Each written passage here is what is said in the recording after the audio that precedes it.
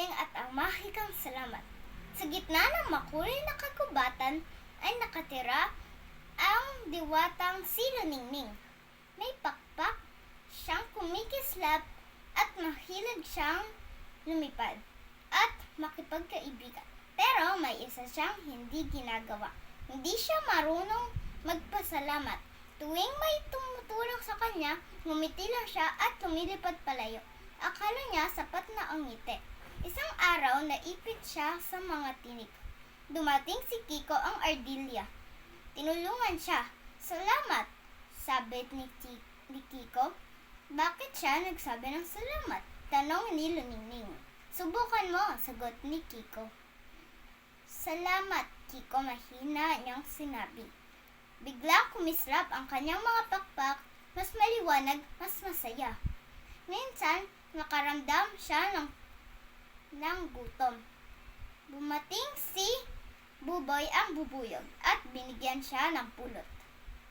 Salamat, Buboy, sabi niya. Muli ay kumislap ang kanyang mga pakpak. May gintong guhit. Sa patuloy na paglipad-lipad ay naligaw si Ningning. Tinulungan siya ni Carla ang kuneho na makauwi. Salamat, Carla, wika niya. Muli ay kumislap ang kanyang mga pakpak. May hugis puso. Sa patuloy na paglipad-lipad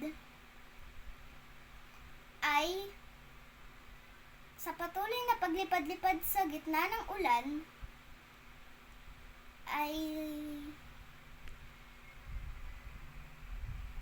dumating si Hippo, ang hangin at si Uwi ang ulap.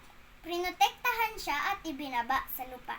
Salamat, Uwi. Salamat, Hippo. Muli ay kumislap ang kanyang mga pakpak. May bahaghari.